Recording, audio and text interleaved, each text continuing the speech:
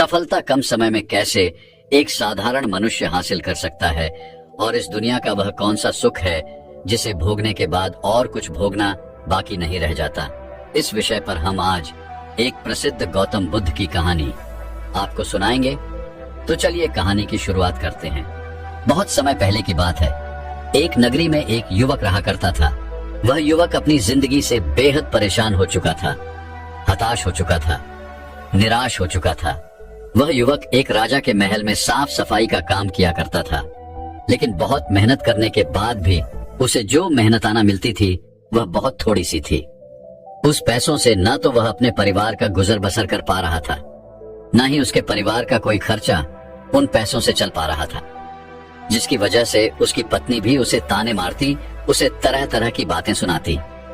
उसके घर वाले भी उसे भला बुरा कहते। वह उन पैसों से न तो अपने जीवन को सुखमय बना पा रहा था और न ही अपने परिवार की किसी भी जरूरतों को पूरा कर पा रहा था। उसके घर वाले हमेशा उससे कहते, तुमसे अच्छा तो पड़ोसी का बेटा है जो बहुत कामयाब है और अच्छे पैसे भी कमाने में सक्षम है। हमारे रिश्तेदारों के लड़के भी कामयाब हो चुके हैं, लेकिन तू एकदम नकारा है। तुझे तो कोई भी फर्क ही नहीं पड़ता। तू तो एकदम नालायक है। तू कुछ कर ही नहीं सकता। कभी कभी तो उस युवक के मन में भी यह ख्याल आता कि शायद भगवान मुझसे किसी चीज का बदला ले रहा है, या फिर हो सकता है कि मैंने अपने पूर्वजों में कोई पाप किया होगा जिस कारण मुझे ऐसी जिंदगी जीनी पड़ रही है। वह इंसानों से, इन बातों से अत्यधिक परेशान हो चुका था। एक दिन राजा के महल में एक गुरु आए थे। उन गुरुवर ने वहां पर प्रवचन दिया। प्रवचन में वह गुरु कहते हैं कि हम मनुष्यों को अपने कर्मों पर ध्यान देना चाहिए। जो व्यक्ति अच्छे काम करता है उसे अपने जीवन में सुख और शांति प्राप्त होती है। वह अपने जीवन में हर सुख शांति को प्राप्त कर पाता है। हमें आलसी नहीं बल्कि मेहनती बनना चाहिए। अपने कार्यों को पूरी लगन और मेहनत के साथ करना चाहिए। इससे हमारे जीवन में सुख और शांति बनी रहती है। व्यक्ति ने वह प्रवचन बहुत ही ध्यान पूर्वक सुना और उसमें बताई हुई हर एक बात को अपने जीवन में उतारने लगा। वह उसके बाद से जब भी कोई काम करता तो उसे पूरी लगन और मेहनत के साथ करता, और वह यह भी ध्यान देता कि अपने काम को वह अधिक से अधिक समय देकर उसे पूरा कर सके। वह साफ सफाई पर और अधिक ध्यान देने लगा। यह देखकर राजा बहुत प्रसन्न हुए और उस व्यक्ति की आमदनी बढ़ा दी गई। आमदनी बढ़ने से उसके घर में सुख और शांति आने लगी। कुछ दिनों तक तो सब कुछ ठीक चलता रहा। उसके घर में सुख और शांति बनी रही, लेकिन कुछ ही समय बाद उसके घर में फिर से अशांति छाने लगी। सब कुछ बिगड़ने लगा। वेतन बढ़ने के बाद भी वे पैसे उसके लिए कम पड़ने लगे। परिवार की इच्छाएं, जरूरतें अब बढ़ने लग चुकी थी। अब वह वेतन भी उसे पूरा नहीं हो पा रहा था। जैसे उस युवक की पहली स्थिति थी, कुछ वैसी ही स्थिति में एक बार फिर से वो युवक फंस चुका था। वो एक बार फिर से परेशान हो चुका था। उसे कुछ समझ नहीं आ रहा था। तभी उसे उन गुरुवर की बात फिर से याद आ गई और उसने फिर से अधिक मेहनत करनी शुरू कर दी। यह देखकर राजा एक बार फिर प्रसन्न हो गए और उसके वेतन में थोड़ी सी और बढ़ोतरी की गई। यह देखकर वह युवक अत्यधिक प्रसन्न हुआ। उसके परिवार का हर एक सदस्य भी काफी प्रसन्न हुआ। सब लोग बहुत खुश थे। अपने बच्चे की प्रगति देखकर उस युवक के माँ बाप भी अत्यधिक प्रसन्न थे। उसकी पत्नी भी अब उससे कुछ नहीं कहती, लेकिन समय के साथ अब उनकी इच्छाएं फिर बढ़ने लग गई थी। उनकी जरूरतें फिर बढ़ने लगी, जिस कारण वो बढ़ा हुआ वेतन भी एक बार फिर से उनके लिए कम पड़ने लगा। फिर से वही घर में कलश होने लगे। रोज रोज रोना धोना शुरू हो गया। उसकी तुलना पड़ोसी के रिश्तेदारों और उनके बच्चों से की जाने लगी। वह युवक एक बार फिर से पूरी तरह से निराश हो चुका था। उसे समझ नहीं आ रहा था कि आखिर इतनी मेहनत के बाद भी उसके परिवार में यह कलश क्यों उत्पन्न हो रहा है। आखिर वह जो वेतन कमा रहा है उस वेतन में उसका गुजारा क्यों नहीं हो पा रहा, जिससे वह परेशान होकर उस युवक ने अब दिन रात मेहनत करनी शुरू कर दी। वह उन कामों में इतना व्यस्त रहता कि उसे अपने लिए भी थोड़ा सा भी समय नहीं मिल पाता। यह देखकर उसके मालिक को उस व्यक्ति पर तरस आने लगा। उसने उस व्यक्ति से कहा, आखिर ये क्या पागलपन कर रहे हो? ऐसे काम करने से क्या फायदा होगा? जितना तुम वेतन नहीं कमाते उससे ज्यादा तो तुम्हारा ही स्वास्थ्य बिगड़ जाएगा। देखने से तो तुम समझदार मालूम पड़ते हो, फिर ऐसी बेवकूफी क्यों कर रहे हो? जिस समय तुम्हें सोना चाहिए उस समय तुम न सोकर आधी नींद में काम कर रहे हो, जिस कारण तुम्हारा काम अच्छा नहीं बल्कि खराब होता जा रहा है। तुम सारे काम बिगड़ रहे हैं ये लो, अगर तुम्हें पैसों की जरूरत है तो ये कुछ पैसे रखो और वापस अपने घर की ओर लौट जाओ। जाकर आराम करो। जब तुम्हें अच्छा महसूस हो तब तुम काम पर वापस आ जाना। लेकिन इतनी मेहनत के बाद तो व्यक्ति अब काफी बीमार हो चुका था। उसका स्वास्थ्य बिगड़ चुका था। उन पैसों को लेकर वह घर की तरफ वापस आ रहा था। तभी उसे वही गुरुकर मिले जो महल में आकर उपदेश दे रहे थे। वह उन गुरुवर के पास पहुंचा, उन्हें प्रणाम किया और उनसे कहने लगा, है गुरुवर, जैसा कि आपने उपदेश दिया था कि हमें अधिक मेहनत करनी चाहिए, अपने काम को लगन और मेहनत के साथ करना चाहिए, तब घर में सुख और शांति बनी रहेगी। मैंने ठीक वैसा ही किया। मैंने कभी किसी का बुरा नहीं किया। आपने कहा था कि खूब मेहनत करो, ईमानदारी से करो, तो मैंने खूब मेहनत भी की और पूरी ईमानदारी से की। उसका फल मुझे मिला, मेरी उन्नति भी हुई। लेकिन मैंने जहां से शुरुआत की थी आज भी मैं वहीं पर हूँ और अत्यधिक मेहनत के कारण आज मेरा स्वास्थ्य बिगड़ चुका है। मैं बीमार हो चुका हूँ। अब मुझे नहीं लगता कि मेरी इससे ज्यादा उन्नति हो सकती है। मैं कल जहां खड़ा था मैं आज भी वहीं पर खड़ा हूँ। जिस तरह से कल मेरे परिवार की स्थिति थी, आज भी उसी स्थिति में मेरा परिवार अपना गुजर बसर कर रहा है। क्या किसी का भला सोचना, क्या अत्यधिक मेहनत करना, कामों को समय पर पूरा करना, क्या ये सब गलत है? मैंने सब कुछ पूरी लगन और मेहनत के साथ किया है, लेकिन उसके बाद भी न जाने क्यों मेरे घर में हमेशा क्लेश बना रहता है। हर दिन रोना धोना होता है। मैं जहां से शुरू करता हूँ आखिर में मैं वहीं पहुंच जाता हूँ। आखिर ऐसा क्यों? आखिर हमें यह दुख क्यों झेलना पड़ रहा है? उस युवक की ये सारी बातें सुनकर गुरुवर मुस्कुराते हैं और उस युवक से कहते हैं, बेटा, हम मनुष्यों की यही तकलीफ है कि हम सुखों को छोड़कर दुखों की तरफ अपना ध्यान केंद्रित रखते हैं। आगे वह गुरुवर उस युवक से कहते हैं, बेटा, क्या तुम्हारे माँ बाप हैं? इस पर वह युवक कहता है, हाँ, मेरे माँ बाप हैं। आगे गुरुवर कहते हैं, क्या तुम्हारी पत्नी और बच्चे भी हैं? इसका जवाब देते हुए वह युवक कहता है, हाँ गुरुवर, मेरी पत्नी और 2 बच्चे भी हैं। आगे वह गुरुवर उस युवक से एक बार फिर कहते हैं, क्या तुम 2 वक्त के खाने का इंतजाम नहीं कर पाते? क्या तुम्हारे पास रहने के लिए घर नहीं है? इस पर वह युवक कहता है गुरुवर, मैं अपने परिवार के लिए 2 वक्त की रोटियों का इंतजाम तो कर ही लेता हूँ और हमारे पास रहने के लिए एक छोटा सा मकान भी है जिसमें हम सुखी सुखी रह भी सकते हैं। तब गुरुवर ने उस युवक से कहा, बेटा, तुम्हारे पास वो सब कुछ है जो तुम्हारे पास होना चाहिए था। किसी के पास तो रहने के लिए घर तक नहीं होता, माँ बाप नहीं होते, परिवार नहीं होता, बच्चे नहीं होते और तो और कोई अपने लिए 2 वक्त की रोटियों का इंतजाम तक नहीं कर पाता। पर तुम्हारे पास तो घर है, परिवार है, माँ बाप है और खाने के लिए 2 वक्त की रोटियां भी हैं। तो क्या तुम्हारा दुख उनसे बड़ा है? यदि मेरी नजरों में देखोगे तो तुम बहुत सुखी हो। तुम्हारे पास वह सब कुछ है। यह बात सुनकर वह युवक उन गुरुवर से कहता है महाराज, तो अब मुझे क्या करना चाहिए? क्या मुझे अब आगे मेहनत नहीं करनी चाहिए? क्या मुझे अपनी कामनाओं को, अपनी इच्छाओं को यहीं पर त्याग देना चाहिए? क्या मुझे आगे बढ़ने का कोई हक नहीं? क्या मुझे अपने परिवार की जरूरतों पर ध्यान नहीं देना चाहिए?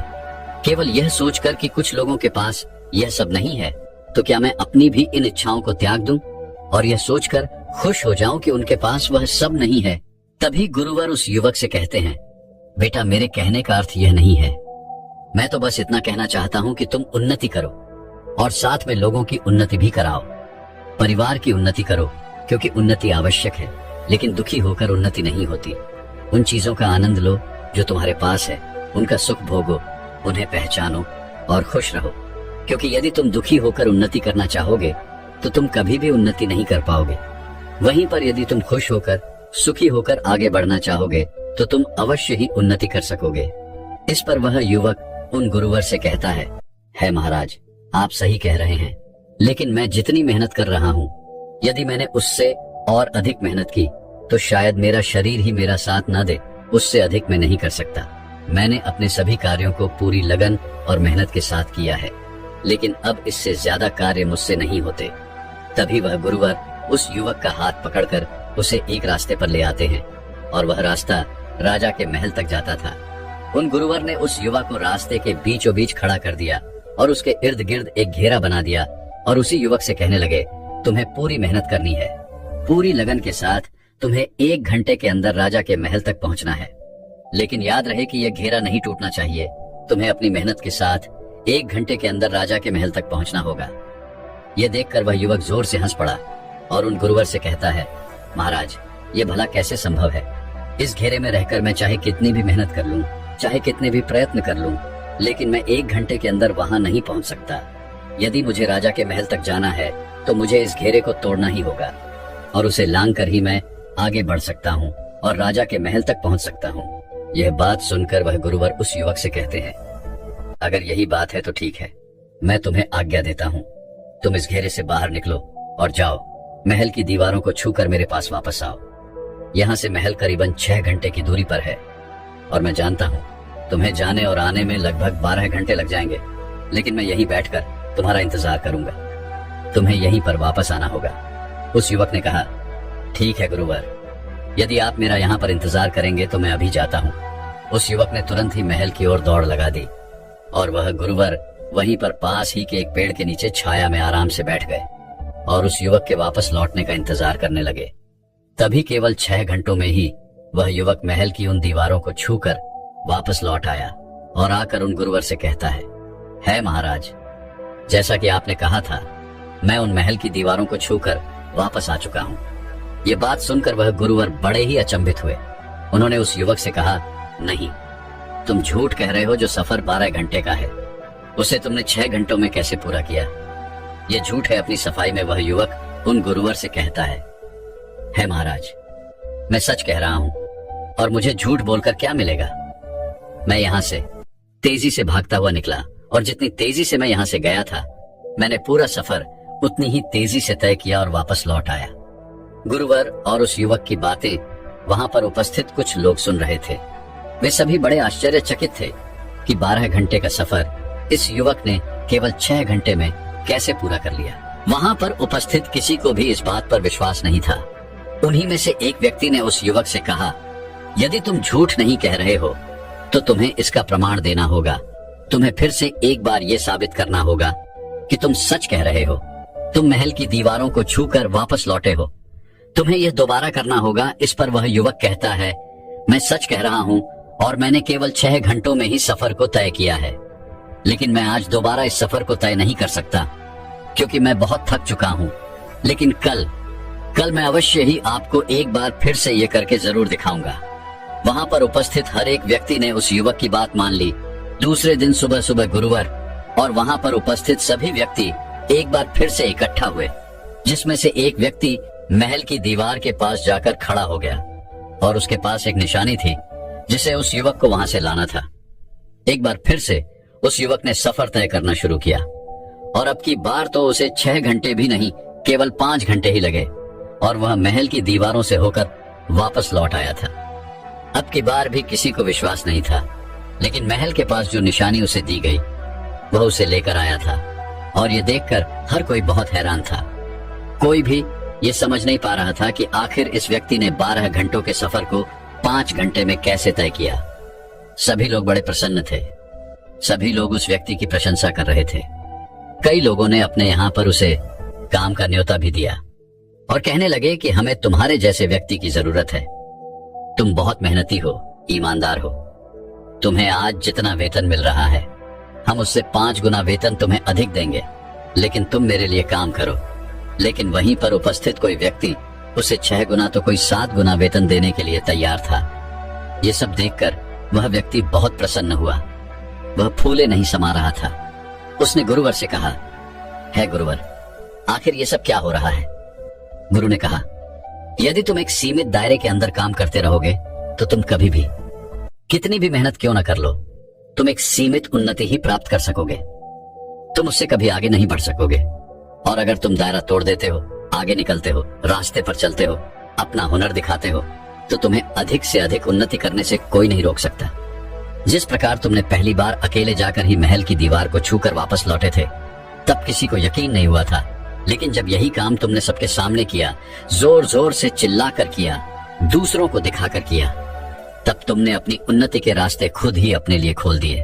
और अब तो तुम्हारे पास कई मौके ही मौके हैं। तुम कहीं भी जा सकते हो, लेकिन मेरी एक बात याद रखना कि अब की बार तुम जहां भी जाओगे वहां अपने लिए दायरा मत बांधना, क्योंकि यदि तुमने फिर से दायरा बांध लिया तुम उससे आगे कभी भी उन्नति नहीं कर सकोगे। इस बार वह युवक उन गुरुवर से कहता है महाराज, क्या कोई और मार्ग है? गुरुवर मुस्कुराए और उन युवक ने कहा, हाँ, एक और मार्ग जरूर है, लेकिन यह थोड़ा सा कठिन होगा। क्या तुम इस पर चल सकोगे? क्या तुम इसे पूरा कर सकोगे? इस पर वह युवक कहता है महाराज, आप मुझे मार्ग बताइए, मैं उस पर जरूर चलूंगा और उस कार्य को पूरा भी करूंगा। अब की बार गुरुवर ने कहा, जिस सफर को तुमने 5 घंटों में तय किया है, उस सफर को अब तुम्हें केवल 2 घंटों में ही पूरा करना होगा। क्या तुम यह कर सकोगे? उन गुरुवर की यह बात सुनकर इस बार वह युवक अत्यधिक अचंभित हो गया। उसे यह समझ नहीं आ रहा था कि आखिर उस 5 घंटे के सफर को वह 2 घंटे में कैसे तय करेगा। काफी सोच विचार करने के बाद उस युवक ने उन गुरुवर से कहा, है महाराज, यह असंभव है, ऐसा कोई नहीं कर सकता। तभी वह गुरुवर कहते हैं, जो असंभव को संभव कर दिखाते हैं, यह मार्ग उन्हीं के लिए है। सोचो कि तुम इस असंभव कार्य को कैसे पूरा कर सकते हो। जब तुम इस असंभव कार्य को पूरा करने के लायक हो जाओ, तब तुम मेरे पास वापस आना। वह युवक काफी देर सोच विचार करता रहा, लेकिन उसने हार नहीं मानी। उसने उसी दिन से उस सफर को केवल 2 घंटे में पूरा करने का प्रयास किया। काफी दिनों तक प्रयास करने के बाद भी जब वह सफल नहीं हो पाया, तो भला वह वापस उन गुरुवर के पास कैसे जा सकता था। लेकिन उसने हिम्मत नहीं हारी। उसने और कई दिनों तक इस प्रयास को जारी रखा, लेकिन उसके बाद भी वह उस सफर को 2 घंटे में पूरा नहीं कर पाया। हार मानकर वह वापस उन गुरुवर के पास पहुंचा और उन गुरुवर से कहने लगा, है महाराज, जो कार्य आपने मुझे सौंपा था वह असंभव है, ऐसा नहीं हो सकता। 2 घंटे में पैदल चलकर महल तक का रास्ता तय करना बिल्कुल असंभव है। यहाँ से जाकर वापस लौटना नामुमकिन है। तभी वह गुरुवर उस युवक से कहते हैं, बेटा, तुम केवल उस रास्ते को देख रहे हो जो पहले से ही बना हुआ है, जिस पर लोग चल रहे हैं, जिसका लोग इस्तेमाल कर रहे हैं। वह रास्ता तो पहले से निश्चित है। उस रास्ते की दूरी पहले से ही निश्चित है। उस रास्ते पर तुम कितना भी प्रयास क्यों न कर लो, तुम कभी भी उस सफर को 2 घंटे में पूरा नहीं कर सकोगे। यदि तुम्हें इस रास्ते को केवल 2 घंटे में ही तय करना है, तो तुम्हें अपना रास्ता खुद बनाना होगा। तुम्हें खुद उसकी दूरी तय करनी होगी। दूसरों के रास्ते पर न चलकर अपने लिए खुद रास्ता बनाओ। जो भी कठिनाइयां सामने आए, उन कठिनाइयों का सामना करो। लेकिन मेरी एक बात याद रखना, जब तुम इस रास्ते पर चलोगे तो तुम्हें अपनी उम्मीदों के टूटने का डर लगेगा, सब कुछ खो जाने का डर लगेगा, यहाँ तक कि अपनी जान भी जाने का डर तुम्हें महसूस होगा। और अपने रास्ते में तुम्हें असफलताओं का भी डर अवश्य लगेगा। लोग तुम्हें मूर्ख कहेंगे, पागल कहेंगे, बेवकूफ समझेंगे, तुम्हारी हंसी उड़ाएंगे, तुम्हारे रास्ते में तरह तरह की मुश्किलें पैदा करेंगे, यहाँ तक कि तुम्हारे रिश्तेदार भी तुम्हारा साथ छोड़ देंगे। इस रास्ते पर चलकर तुम पूरी तरह से अकेले पड़ जाओगे। क्या तुम यह सब झेल सकोगे? क्या तुम इन सब चीजों को बर्दाश्त कर सकोगे? जो व्यक्ति सफल होना चाहता है, जो व्यक्ति उन्नति करना चाहता है, उन्हें अपना मार्ग खुद ही बनाना पड़ता है। और उनके रास्ते में ऐसी कई सारी अड़चनें आती और चली जाती हैं, लेकिन वे कामयाबी के जुनून में इस तरह से डूबे रहते हैं कि अपनी मंजिल को वो कभी नहीं छोड़ते और वह अपना रास्ता धीरे धीरे तय करते ही चले जाते हैं। और जब वह कामयाब हो जाते हैं तो लोग भी उनके पीछे उनका गुणगान करते हुए चले आते हैं। यह सुनकर वह युवक उन गुरुवर को प्रणाम करता है और उनसे कहता है महाराज, जैसा आपने मुझे कहा है एक नया मार्ग बनाना, अब से मैं अपने मार्ग पर चलूंगा और 12 घंटे के सफर को केवल 2 घंटे में मैं पूरा करके ही दिखाऊंगा। इतना कहकर वह युवक उन गुरुवर को प्रणाम करके वहां से चला गया। वहां से जाने के बाद उस युवक ने उस स्थान के हर एक जगह का मुआयना किया, समझा, उसे परखा और फिर यह तय किया कि वह अपना अलग मार्ग बनाएगा। तभी उसे एक रास्ता दिखाई दिया। वह रास्ता जंगल से होकर गुजरता था। जंगल में कई खतरनाक जानवर थे, कई तरह का खतरा था, जान भी जा सकती थी। और जब यह बातें उसने अपने घर वालों को बताई तो उन्होंने उसे मूर्ख समझा, बेवकूफ समझा, उसका मजाक उड़ाया, उसका उपहास किया और वे ये कहने लगे कि यदि तुझे यही कार्य करना है तो तू अभी के अभी मेरे घर से निकल जा। लेकिन वह व्यक्ति नहीं माना। उसने जंगल के रास्ते को साफ करना शुरू कर दिया। गुरुवर की नजर उस युवक पर बनी हुई थी। वह गुरुवर उस युवक का ध्यान दूर से ही रख रहे थे। जो कि उस युवक को यह रास्ता बनाते हुए देखता, वह उसे मूर्ख और पागल ही समझता, क्योंकि कोई भी व्यक्ति अपनी जान के पीछे क्यों पड़ा रहेगा। इस जंगल में कई खूंखार जानवर थे। सब यही सोच रहे थे कि आखिर यह मार्ग किसके लिए बना रहा है, पर उस युवक ने किसी की बात नहीं सुनी। धीरे धीरे समय बीतता गया। समय के साथ उस युवक का निश्चय भी दृढ़ होता गया और लगभग 6 महीने के बाद उसने वह रास्ता तैयार कर लिया। एक रात जब वह काम कर रहा था तो उसे सांप ने काट लिया।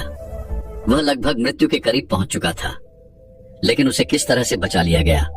और ऐसे ही करके उस पूरे समय में उसका सामना कई खूंखार जानवरों से भी हुआ, कई तरह के कीड़े मकोड़ों से भी हुआ, लेकिन वे उनको छोड़कर अपने मार्ग पर अड़ा रहा।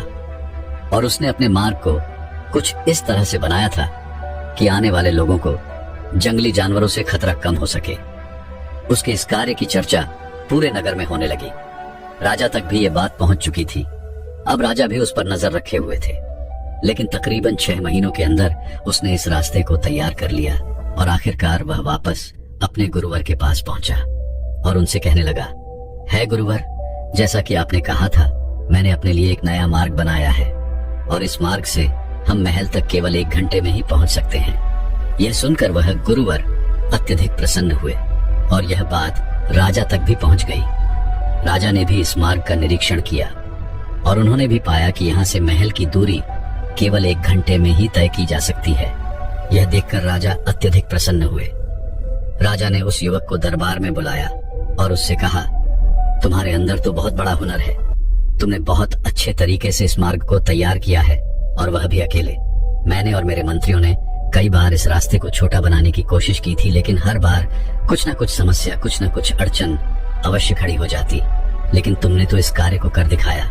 इसके लिए तुम जो चाहो वह इनाम हम तुम्हें देने के लिए तैयार हैं और इस राज दरबार में एक मुखिया का पद भी तुम्हें अवश्य दिया जाएगा। अब वह युवक इतना सम्मान पाकर अत्यधिक प्रसन्न हुआ और जो उससे नाराज थे, जो लोग उसे मूर्ख कह रहे थे, जो लोग उसका उपहास कर रहे थे, जो रिश्तेदार, जो परिवार उसका साथ छोड़ चुके थे, वे लोग उसके सामने नतमस्तक हो गए। वह गुरुवर के पास पहुंचा और उसने कहा, है गुरुदेव, आज मैं जो कुछ भी हूँ, आज मैंने जो कुछ भी पाया है, ये सब आप ही के मार्गदर्शन के कारण हुआ है। इसके लिए मैं आपका आभारी हूँ। है गुरुवर, आपका बहुत बहुत धन्यवाद। दोस्तों, हम भी अपने जीवन में अपनी क्षमताओं को बांध देते हैं। एक ऐसे घेरे में हम अपने आप को रखते हैं जिसे तोड़कर निकलना हमारे लिए बहुत मुश्किल हो जाता है और हम उससे कभी निकलना भी नहीं चाहते। जब भी हम कुछ बड़ा सोचते हैं, कुछ बड़ा करने की कोशिश करते हैं, तो हमें कठिनाई महसूस होती है, हमें डर लगता है। हम हमेशा दूसरों के पीछे चलना पसंद करते हैं, जीवन में सुगमता और आसानी ढूंढते हैं। चुनौतियां लेने से हमें डर लगता है, लेकिन वास्तविकता तो यही है कि यही चुनौतियां, यही डर, यह मुसीबतें, यह कठिनाइयां, यह परिस्थितियां ही हैं जो हमें मजबूत बनाती हैं। आने वाले समय के लिए यह हमें रास्ता दिखाती है और यही हमें एक एक करके अपने मंजिल तक पहुंचाती है। इसके बिना हम मंजिल तक कभी नहीं पहुंच सकते, क्योंकि जब तक हम असफलता नहीं देखते तब तक हम सफल होने का प्रयास भी नहीं करते। आखिर जिंदगी में असली सुखी कौन सा व्यक्ति है, इस विषय पर अगली गौतम बुद्ध की बेहद ही प्रसिद्ध कहानी की शुरुआत करते हैं। हम हमेशा उन चीजों के पीछे भागते रहते हैं जो हमारे पास नहीं है। हम भविष्य में उन्हें पाने के लिए लगातार प्रयास करते रहते हैं, लेकिन हम यह भूल जाते हैं कि जिस चीज को पाने का हम प्रयास कर रहे हैं, उसके कारण हमारा वर्तमान दुखी हो रहा है। हमारे वर्तमान की सारी खुशियां हमसे छिन रही हैं। इस कहानी में आप यह समझ पाएंगे कि किस प्रकार आपका जो वर्तमान है वही सर्वश्रेष्ठ समय है। इस समय को आपको भरपूर ढंग से जीना चाहिए, क्योंकि यह समय जो आज आपके पास है वह दोबारा नहीं लौटने वाला। बहुत समय पहले की बात है। एक नगर में एक बहुत ही गरीब व्यक्ति रहता था। वह जब भी किसी धनी व्यक्ति को देखता तो वह मन ही मन बड़बड़ाने लगता और कहता, हे भगवान, तूने मुझे इतना गरीब क्यों बनाया? इन अमीर व्यक्तियों को देख, ये लोग कैसे ढंग से खेल रहे हैं, जीवन का आनंद ले रहे हैं, और एक मैं हूँ जो हर रोज एक एक पैसे के लिए तरस जाता हूँ। मेरे पास तो फूटी कौड़ी तक नहीं है और ये लोग पैसे उड़ा रहे हैं। हे भगवान, मुझे भी अमीर बना दे। एक दिन वह व्यक्ति इसी तरह बड़बड़ा रहा था। तभी उसके पास से एक बौद्ध भिक्षु गुजर रहे थे। उन भिक्षु ने उस गरीब व्यक्ति की सारी बातें सुन ली और तभी वह बौद्ध भिक्षु उस व्यक्ति से कहते हैं, क्या बात है भंते, तुम इतने परेशान क्यों हो? तुम इतने दुखी क्यों लग रहे हो? क्या कोई पीड़ा है? तभी वह व्यक्ति कहता है, हे गुरुदेव, मैं बहुत दुखी हूँ, मैं बहुत गरीब हूँ। मेरे पास तो खाने तक के लिए पैसे नहीं बचते। मैं एक एक पैसों के लिए तरस जाता हूँ। इस दुनिया में मेरा कोई नहीं, मैं सुखी होना चाहता हूँ। मुझे सुखी होना है, मुझे अमीर होना है। हे गुरुवर, क्या आप मुझे कोई ऐसा उपाय बता सकते हैं जिससे मैं जल्द से जल्द अमीर हो जाऊं और मेरे पास किसी चीज की कोई कमी न रहे? उस व्यक्ति की यह बात सुनकर उन बौद्ध भिक्षु ने उस व्यक्ति की तरफ ध्यान से देखा और फिर उस व्यक्ति को कहते हैं, भंते, तू मेरे साथ चल। इतना कहकर वह भिक्षु उस गरीब व्यक्ति को एक अमीर व्यक्ति के घर ले गए। उस अमीर के घर को देखकर उस गरीब व्यक्ति की आंखें फटी की फटी रह गई। उस गरीब व्यक्ति ने उन भिक्षु से कहा, हे गुरुवर, इतना अमीर होने के लिए तो मैं कुछ भी कर सकता हूँ। यदि मेरे पास इतने पैसे हों तब तो क्या ही बात, इस घर में तो कितना आनंद आता होगा। तभी वह भिक्षु मुस्कुराने लगे और उस गरीब व्यक्ति से कहते हैं, इसीलिए तो मैं तुम्हें यहाँ पर लाया हूँ। इतना कहते हुए भिक्षु उस व्यक्ति को उस घर के मालिक के पास ले जाते हैं और उस अमीर व्यक्ति से कहते हैं, तुम्हारे पास तो इतनी धन दौलत है, इतना बड़ा घर और सारे ऐसो आराम है, क्या तुम सुखी हो? तभी व्यक्ति थोड़ा सा मायूस होकर उन बौद्ध भिक्षु से कहता है, हे गुरुवर, कैसा सुख? केवल धन दौलत होने से सुख तो नहीं आ जाता। मैं तो जन्म से ही अंधा हूँ और एक अंधे के जीवन में सुख कैसे हो सकता है? सुखी तो वे लोग हैं जिनके पास आंखें हैं, जो लोग इस संसार को देख पा रहे हैं, इसकी खूबसूरती को आंख भर के निहार पा रहे हैं। हे गुरुवर, मैं तो बस इतना ही चाहता हूँ कि केवल मुझे कुछ पलों के लिए ही सही, लेकिन इस संसार को देखने का अवसर प्राप्त हो। मैं कम से कम एक बार अपने माता पिता, अपने रिश्तेदारों को देख सकूं और इसके लिए चाहे मुझसे मेरी कोई पूरी दौलत ही क्यों ना ले ले, मैं देने के लिए तैयार हूँ। मैं इतना दुखी हूँ जितना दुखी और कोई नहीं हो सकता। हे ईश्वर, आपने मुझे अंधा क्यों बनाया? तभी उन बौद्ध भिक्षु ने उस गरीब व्यक्ति की ओर इशारा करते हुए कहा, तुम्हारे पास एक बहुत बड़ा अवसर है। यदि तुम चाहो तो केवल अपनी आंखें देकर तुम इस अन्य व्यक्ति की सारी धन दौलत ले सकते हो और उसके बाद तुम भी अमीर बन जाओगे, तुम भी सुखी हो जाओगे, तुम्हें तुम्हारा सुख मिल जाएगा और इस अंधे व्यक्ति को उसका सुख प्राप्त हो जाएगा। तभी वह गरीब व्यक्ति कहता है, नहीं नहीं गुरु, आप पर क्या कह रहे हैं? बिना आंखों के मैं अमीर होकर क्या करूंगा? ना गुरु, ना, मैं अपनी आंखें नहीं दूंगा। तभी वह बौद्ध भिक्षु उस गरीब व्यक्ति से कहते हैं, एक बार फिर से सोच लो, इतना अच्छा अवसर तुम्हें दोबारा नहीं मिल पाएगा। तभी वह गरीब व्यक्ति कहता है, यदि आपके पास कोई और मार्ग है तो बताइए, अन्यथा मैं अपने घर चलता हूँ।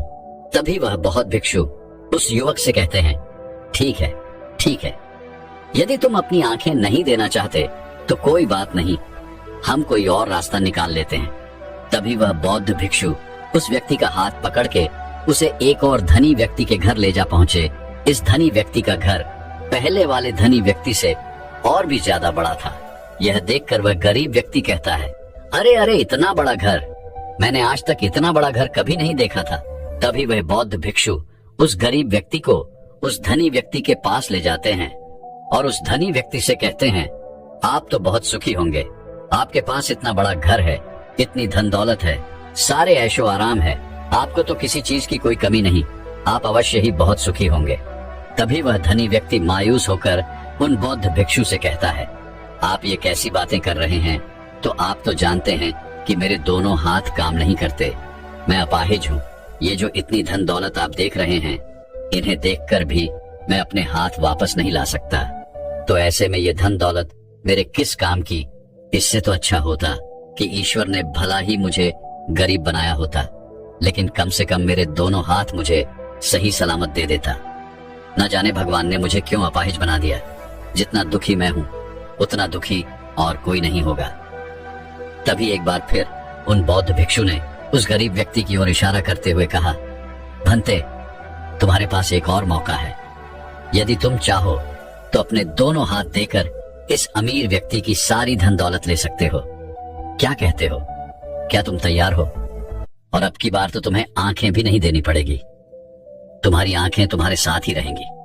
तभी वह गरीब व्यक्ति उन बौद्ध भिक्षु से कहता है, अरे महाराज, आप ये क्या कह रहे हैं? एक अपाहिज होकर मैं इस धन दौलत का क्या करूंगा? क्या आपके पास कोई ऐसा अमीर व्यक्ति नहीं है जिसका पूरा शरीर भी स्वस्थ हो और उसके पास बेशुमार धन दौलत भी हो? तभी वह बौद्ध भिक्षु उस व्यक्ति का हाथ पकड़ के उसे तीसरे अमीर व्यक्ति के पास ले जाते हैं। उस अमीर व्यक्ति के पास उसका अपना महल था। यह देखकर वह गरीब व्यक्ति उन बौद्ध भिक्षु से कहता है, हे गुरुवर, ये तो अवश्य ही बहुत सुखी होगा। इसके पास तो इतना बड़ा महल है, इसके पास तो इतनी सारी धन दौलत है, ये अवश्य ही बहुत खुश रहते होंगे, इनका जीवन तो आनंद में होगा। तभी वह बौद्ध भिक्षु उस गरीब व्यक्ति को उस धनी व्यक्ति के पास ले जाते हैं और फिर उस धनी व्यक्ति से कहते हैं, आप तो अवश्य ही खुश रहते होंगे, क्योंकि आपके पास इतना बड़ा महल है, इतनी सारी धन दौलत है, आपके पास तो सारी सुख सुविधाएं भी हैं, आपका जीवन तो आनंद में बीतता होगा। इसके जवाब में वह अमीर व्यक्ति कहता है, हे गुरुवर, कैसा आनंद, मुझ जैसा दुखी इस दुनिया में और कोई नहीं होगा। मैं आज बहुत पीड़ा में हूँ। मेरी पत्नी ने मुझे धोखा दे दिया, वह किसी और से प्रेम करती है जो मुझसे भी अमीर है। आज मुझे समझ में आया कि यह धन दौलत कभी किसी को सुख दुख नहीं दे सकती, और जब मन में पीड़ा हो, दुख हो, तो ये धन दौलत किस काम की। मुझसे सुखी तो वह गरीब इंसान होगा जिसकी पत्नी कम से कम उसके साथ तो है, वो उसके साथ वफादार तो है। आज मैंने तय कर लिया है कि मैं अपनी पत्नी और उसके प्रेमी की हत्या कर दूंगा। ये सुनकर वह भिक्षु उस अमीर व्यक्ति से कहते हैं, इससे पहले कि तुम इतना बड़ा कदम उठाओ, कम से कम मुझे भोजन तो करवा दो। जाओ और भोजन की व्यवस्था करो और साथ में कुछ कांच के टुकड़े भी ले आना। वह धनी व्यक्ति सभी साधु संतों का बहुत आदर करता था, इसलिए वह उन बौद्ध भिक्षुओं की बात मान जाता है। लेकिन वह यह नहीं समझ पाता कि आखिर उन बौद्ध भिक्षु ने खाने के साथ कांच के टुकड़े क्यों मंगवाए हैं।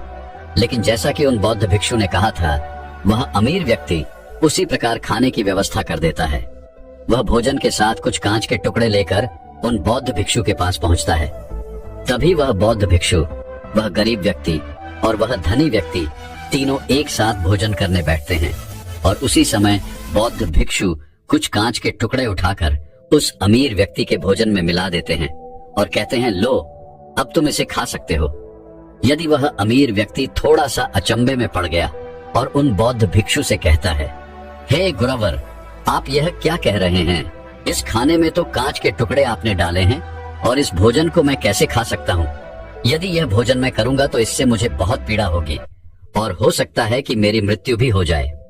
तभी वह भिक्षु मुस्कुराने लगे और उस अमीर व्यक्ति से कहते हैं, तुम्हें यह बात तो समझ में आ गई, लेकिन तुम्हें यह बात नहीं समझ में आती कि अगर इस भोजन को खाना है तो इस भोजन के कांच के टुकड़ों को तुम्हें निकाल कर अलग करना ही होगा। तभी यह भोजन तुम्हारे खाने योग्य बनेगा और तब यह भोजन तुम्हें कोई पीड़ा नहीं देने वाला, बल्कि तुम्हें सुख ही प्रदान करेगा। इस पर वह अमीर व्यक्ति थोड़ा अचरज में उन बौद्ध भिक्षु से कहता है, हे गुरुवर, आखिर आप क्या कहना चाहते हैं? तभी वह बौद्ध भिक्षु उस अमीर व्यक्ति से कहते हैं, ऐसे लोग जो कांच के टुकड़े के समान है, यदि तुम उनके साथ चिपके रहोगे तो तुम्हें पीड़ा तो अवश्य ही होगी। जिस प्रकार ये कांच के टुकड़े मिला हुआ भोजन तुम्हें पीड़ा प्रदान करेगा, इसलिए इसका समाधान तो यही है कि तुम इन कांच के टुकड़ों को भोजन से अलग कर दो और जो है उस पर ध्यान दो, अर्थात कि तुम उन लोगों को भूल जाओ जो तुम्हारे जीवन में नहीं है और उन लोगों पर ध्यान दो जो इस समय तुम्हारे साथ हैं। जैसे कि तुम्हारी पुत्री, वह भी तो तुम्हारे प्यार की भूखी है। क्या तुम्हारा यह कर्तव्य नहीं है कि तुम उसका ख्याल रखो, उसकी परवरिश करो? आगे भिक्षु उस अमीर व्यक्ति से कहते हैं, सुख तो तुम्हारे पास ही है, बस इन कांच के टुकड़ों को अर्थात अपनी पत्नी और उसके प्रेमी की हत्या करने का यह विचार अपने मन से निकाल दो, अन्यथा यह कांच के टुकड़ों से मिला हुआ भोजन करने के समान ही होगा और इसका परिणाम भी बहुत भयानक होगा। वह भिक्षु इतना कहकर शांत हो गए और उस अमीर व्यक्ति को भी उन भिक्षु की बात समझ में आ गई। उन्होंने तुरंत ही उन बौद्ध भिक्षु के चरण पकड़ लिए और वह अमीर व्यक्ति कहने लगा, हे गुरुवर, आपने मुझे इतना बड़ा पाप करने से बचा लिया, मैं आपका बहुत बहुत आभारी हूँ। उसके बाद वह बौद्ध भिक्षु उस गरीब व्यक्ति को लेकर आगे की ओर निकल पड़े।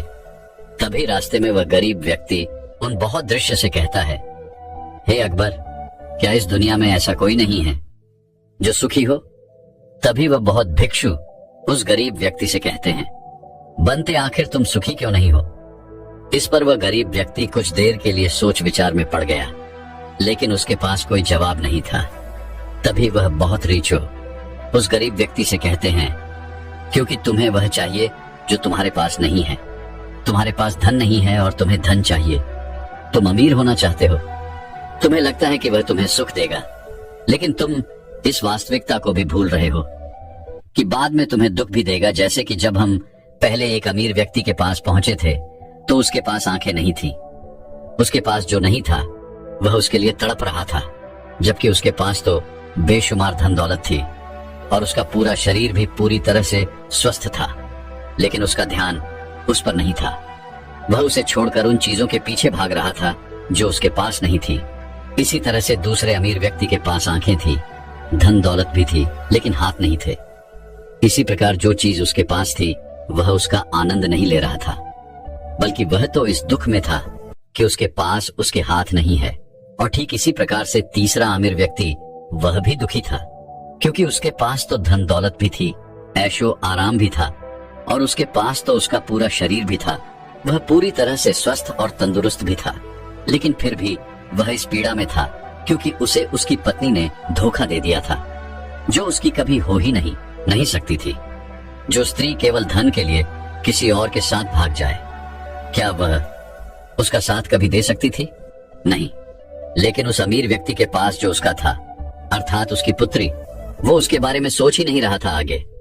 वह भिक्षु उस गरीब व्यक्ति से कहते हैं, अमीर गरीब होने से दुख और सुख का कोई मतलब नहीं होता।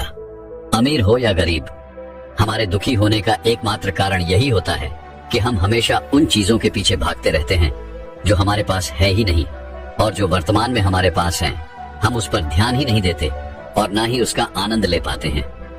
हम तो केवल भविष्य में घूमते रहते हैं, भूतकाल में अटके रह जाते हैं, और ये सारी गलतियां हम वर्तमान की जमीन पर खड़े होकर करते हैं। और यही कारण है कि तुम कभी आनंदित हो ही नहीं पाते, तुम कभी खुश रह ही नहीं पाते, क्योंकि जो आनंद का समय है, अर्थात वर्तमान का समय है, वह तो यूं ही नष्ट हो जाता है। तभी आगे वह भिक्षु उस गरीब व्यक्ति की ओर इशारा करते हुए कहते हैं, भंते, तुम मुझे यह बताओ, क्या तुम्हारे पास उन तीनों अमीर व्यक्तियों के दुखों में से क्या कोई एक भी दुख है? तभी वह गरीब व्यक्ति थोड़ा सोच विचार कर उन भिक्षु से कहता है, नहीं, मेरे पास उन अमीर व्यक्तियों के दुख में से कोई भी दुख नहीं। इस पर भिक्षु उस गरीब व्यक्ति से कहते हैं, तो फिर तुम दुखी क्यों हो? इसका जवाब देते हुए वह गरीब व्यक्ति उन भिक्षु से कहता है, हे गुरु, भले ही मैं उनके मुकाबले सुखी हूँ, पर क्या धन कमाना या धन प्राप्त करने की इच्छा नहीं होनी चाहिए? क्या मुझे अपने वर्तमान को इसी तरह से स्वीकार कर लेना चाहिए? क्या मुझे हमेशा इसी तरह से गरीब रहना चाहिए? तभी बाबा दिल से मुस्कुराते हुए उस गरीब व्यक्ति से कहते हैं, वर्तमान में वर्तमान क्षण का आनंद लो। वर्तमान में ही ऐसे कर्म करो जिससे तुम्हारा भविष्य सुधर सके, समझ सके, लेकिन ऐसी चीजों के पीछे व्यर्थ समय न गमाओ जो तुम्हारे पास आज नहीं है। जो तुम्हारे पास आज है उसका आनंद लो, और जो तुम पाना चाहते हो उसके लिए केवल कर्म करो, और उस कर्म का फल तुम्हें भविष्य में मिलेगा। यानी इसकी चिंता में भी मत रहना, क्योंकि यदि तुम इसकी चिंता में रहोगे तो कभी सुखी नहीं रह पाओगे, भले ही हालात कितने भी बुरे क्यों ना हो। केवल अपने वर्तमान पर ध्यान दो और अपने कर्म मन लगाकर करो। इतना कहकर वह भिक्षु शांत हो गए, और गरीब व्यक्ति को भी उन बौद्ध भिक्षु की बात अच्छी तरह से समझ में आ चुकी थी। वह ये समझ चुका था कि अब से उसे अपने वर्तमान पर ध्यान देना है, उसे अपने वर्तमान को सुधारना है। उसके बाद उस गरीब व्यक्ति ने उन बौद्ध भिक्षु को प्रणाम किया और वापस अपने घर लौट गया। अब से वह गरीब व्यक्ति यह सोचकर हमेशा खुश रहने लगा कि कम से कम वह उन तीन अमीर व्यक्तियों से अधिक खुश है। उसके पास अधिक खुशियों की वजह है। हाँ, यह बात और है कि उसके पास धन नहीं, लेकिन उसके पास ऐसी चीजें हैं जो धन से कहीं ज्यादा कीमती है, और वह है उसका पूरा शरीर जो पूरी तरह से स्वस्थ है। दोस्तों, मैं उम्मीद करता हूँ कि यह कहानी सुनने से आपके जीवन में अच्छे बदलाव आए होंगे। आपको इस वीडियो से क्या सीखने मिला, ये कमेंट करके जरूर बताइए, और अपने परिवार, दोस्तों या आपके करीबी इंसान के साथ ये कहानी शेयर करके उन्हें भी इस ज्ञान से परिचित करवाए। बाकी अगर आपको यह वीडियो दिल से अच्छी लगी हो तभी इस वीडियो को लाइक कर देना, और आपने अब तक इस चैनल को सब्सक्राइब न किया हो तो चैनल को सब्सक्राइब भी जरूर कर देना। आपका हर दिन शुभ हो और खुशियों से आपका जीवन भरा रहे। धन्यवाद। नमो बुद्धाय।